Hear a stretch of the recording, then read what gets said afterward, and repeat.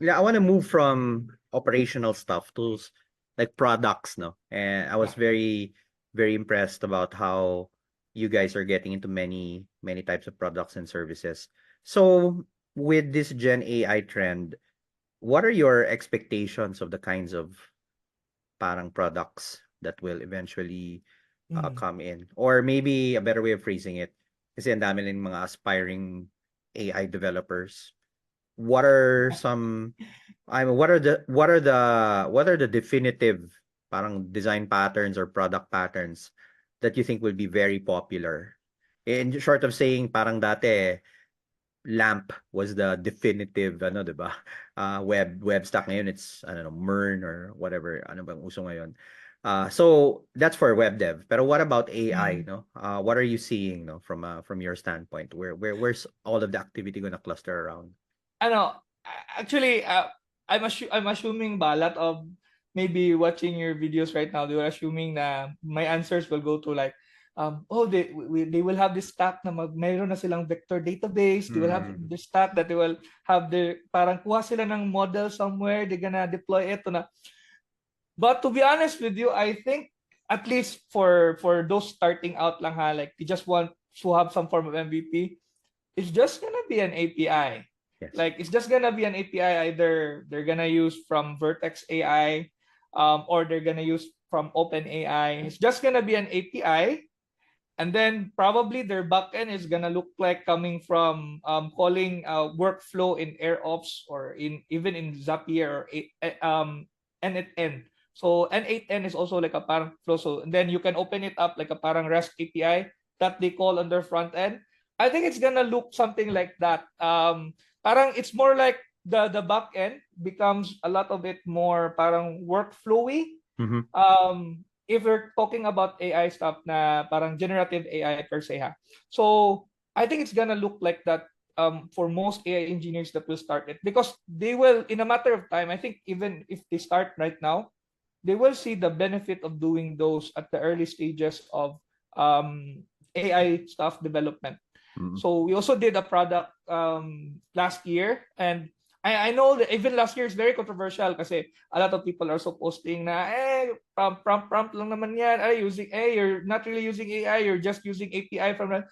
And we're kind of fine with it because that's fine because we're just leveraging on the giants, right? We're just trying to figure out if this stuff is even gonna sell out, right? So Mhm. we did a very simple use case one that was like lesson planner that PH. Very, very simple. Yung initial lang idea is to help teachers generate their lesson plans. So as you can see that you can already go to ChatGPT for that and make a POC out of it in an instant, right?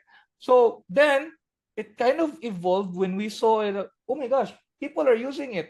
Okay, sige. So we have like 100 users, 150 users, naging 1,000 users. Like, oh wow, so it kind of evolving, and then we kind of evolve it to a much mature talaga that we added more things that are making it more accurate, adding more caching to save on cost. So that's one thing pala, caching on saving cost, and a lot of other stuff. So now when people are looking at sa lesson planner, it's still gonna look like a parang generator lang of sort, pero Mm. under the hood there's a lot already of change that has happened, that it became more mature in terms of the under the hood. But it all just started by just using OpenAI. Talaga, it's just using OpenAI API. And then now it reached to a point where we have 200,000 users, and then around 1 million plus lesson plans generated already. And it's already a very sustainable business for us. And it all started a very simple concept. So I would say something like that can also be a parang mantra moving forward by other AI devs na they will use as many parang existing tools as possible just to get their point across there. And if it works, then that's the time that we're gonna put all of this mga, all the other advanced stuff that they can build around it. But I would say the POC building now for generative AI in a space is really parang quite fast na talaga eh. There's a lot of tools already out there that's giving you all these mga quote unquote powers initially.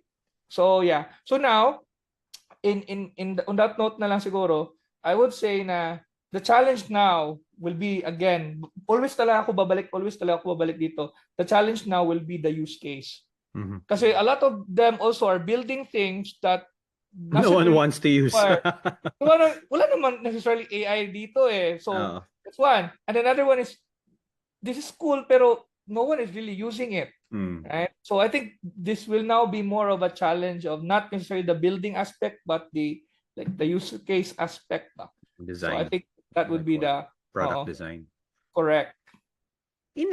That since you brought it up, has Gen AI made that parang product development, product design process easier or harder?